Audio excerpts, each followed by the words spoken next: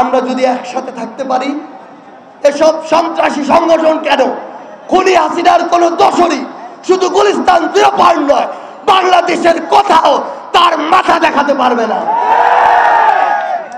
আমার সামনে যারা ইলেকট্রনিক ও প্রিন্ট মিডিয়ার ভাইরা রয়েছেন,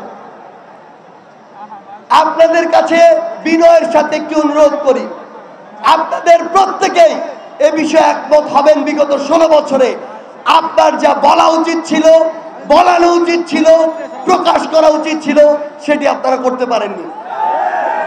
আমরা নিজের চোখে দেখেছি, ডিজিএফআই যখন আমাদেরকে আটকে রাখে কোনো একটি নিউজ চ্যানেলে, কিছুক্ষণ যেই শিরোনামটি চলে, কয়েক মিনিট পরে ডিজিএফআই তখন যদি মনে করে যে এটি সরকারের পক্ষে না বিপক্ষে যায়, তখন তারা ইনস্ট্যান্ট কয়েক মিনিটের মধ্যে ওই শিরোনামটি চেঞ্জ করে দিয়েছে।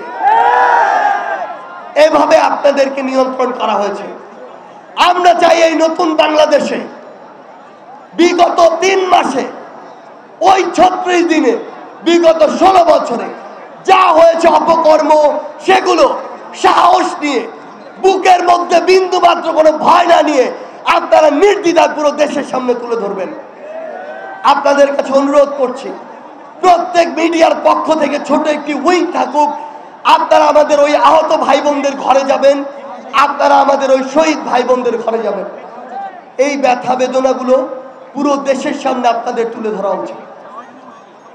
আরেকটি অনুরোধ, দেশের সুশীল সমাজের প্রতি, সেই সুশীল সমাজের প্রতি যেই সুশীল সমাজ এখন বিগত 16 বছর ভুলে গিয়ে 3 মাস নিয়ে পড়ে আছে,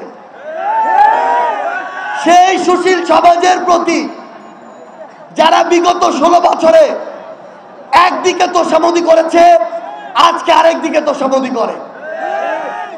আমাদের আপনাদের কাছে বিনয়ের সাথে অনুরোধ, আপনারা এই 3 মাসে যদি কোথাও কোনো সীমাবদ্ধতা থাকে, সেটি নিয়ে যেমন কথা বলবেন, ওই 16 বছরে যে অপকর্মগুলো করা হয়েছে, যেগুলো আপনারা বলতে পারেননি, আপনার যদি ওই সৎ সাহস এবং ন্যায় নীতি থাকে, তাহলে এখন সেই কথাগুলো বলুন।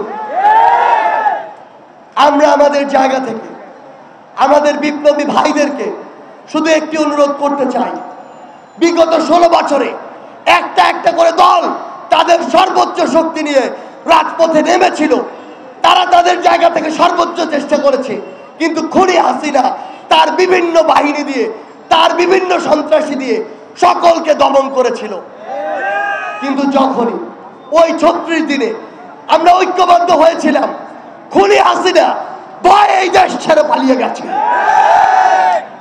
আমরা যদি ঐক্যবদ্ধ থাকি, নিজের ছোটখাটো রাজনৈতিক বিভাজন, মত পার্থক্য, এগুলোকে এক পাশে রেখে আমরা যদি একসাথে থাকতে পারি, এসব সন্ত্রাসী সংগঠন কেন, খুনি হাসিনার কোন দোষরই শুধু গুলিস্তান 0 পয়েন্ট নয়, বাংলাদেশের কোথাও তার মাথা দেখাতে পারবে না।